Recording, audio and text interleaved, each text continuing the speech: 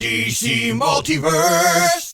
How's it going, everybody? Welcome back to the channel. Today, I'm going to be having a look at this McFarlane Toys DC Multiverse Batman action figure based on his appearance from Batman and the Cowardly Lot. What a fantastic storyline that was. If you haven't had a chance to read it, I suggest you go and pick up the compilation of all those issues in graphic novel form. Anyway, today we're looking at the figure in the front of the box. You can see the Batman on the inside, some of the accessories that we get on the side, Batman and the Cowardly Lot, and the back we have a fantastic image from Batman and the Cowardly Lot. All out we have the figure, we have the trading card, and we have the extra hands with batarangs in the knuckles. Trading card, as always, same image as the back of the box.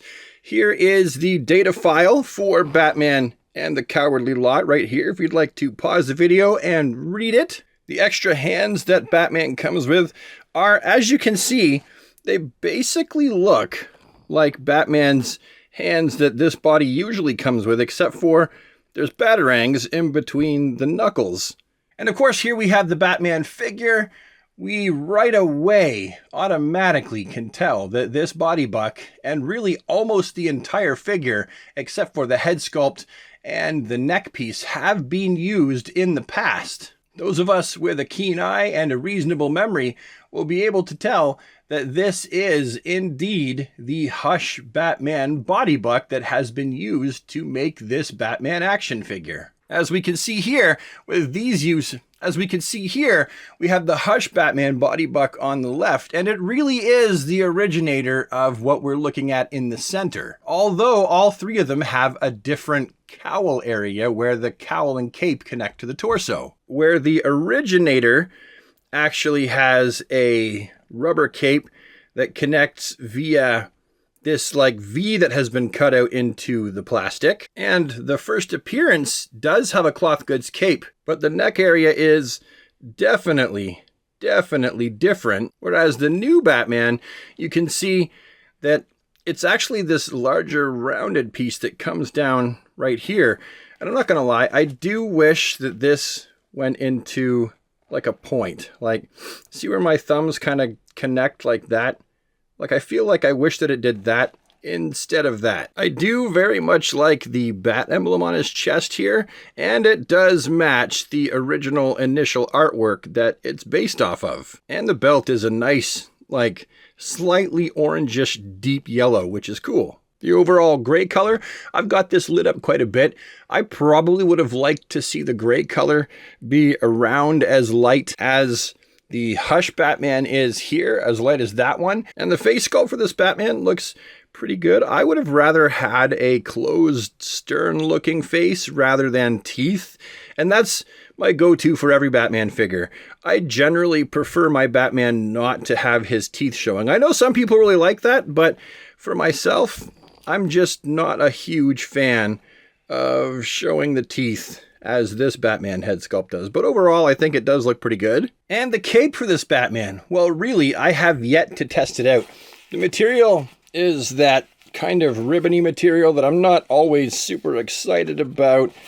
It's not as stiff as I've seen it, but it's also not as soft as it could be. There is quite a bit of it. That's a lot of cape. I would have rather the cape not being shiny, but rather the cape being like a matte fabric. It is wired though, so, you know, you can have the cape flapping off in the wind and stuff. And I like the fact that the cape is wired, and I do understand why wiring the bottom is so challenging. If you really want to have a wired cape around the bottom, then you end up having to wire all of the scallops. And that is an expensive pain in the butt. It would probably make the price of this figure go up considerably. Just for funsies, I've brought in a few other Batman body bucks to compare this one to, just so you can get an idea of what the size is in comparison to others. And really, there's only one other thing to do with this figure before we end the video, and that's check out his articulation. So I am going to start at the bottom for a change, and then work my way up. So we can see he has those rounded hinges in the ankles that click into place. You guys at home, you folks at home, you know my thoughts about ratcheted ankles. If they're not ratcheted in the right spot, which these ones are actually pretty good, but some in the past have not been ratcheted in the right spot, then they really don't do a good job, because then the figure's falling all over the place. He's got an ankle pivot, and he has toe articulation that looks pretty good. He's got his double jointed knees. Oh, wow, oh, wow, that's tight. Oh, whoa. Had to break that in. There we go. So there's Batman's double jointed knees. His approximation of a thigh cut. This one, and I'm surprised. I was surprised for sure, because it's this body buck. It's actually pretty good considering what we're used to seeing with McFarlane figures. That's actually not too bad. And of course the legs will splay out nicely. Forward about that, and back about that. So when you look at his torso and his waist here, he'll get 360 on both of these, for sure. And this is actually a lot better articulated torso than we're used to seeing on this body, basically. This is definitely, that's a lot more. And when you add the waist in there, like that's pretty good by comparison to what this Batman gets in the torso. The arms, they have the rounded hinge and the socket thing there. They have the 360 bicep. They have the double jointed elbows. They have the rounded hinge that you can see there, holding the fist on with the peg that does the 360 twisty twist. And you have the head sculpt, which is attached by way of a rounded ball joint. And that is not too shabby. Not too shabby. That's actually pretty good. They made sure this Batman head sculpt actually gets a fair amount of articulation. And even though I'm known to customize a lot of action figures, I don't usually do head swaps and stuff like this on the channel, on the videos, but I figure it makes sense to do it in this video in particular, just because there's going to be people that want to try it because they don't want the open teethy face. So here is the first head swap.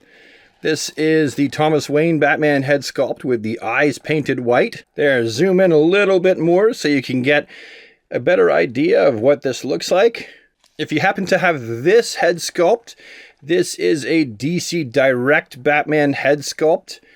And I think it looks pretty good on the body as well. I like the long ears. Here is the Nightfall Batman head sculpt on this body.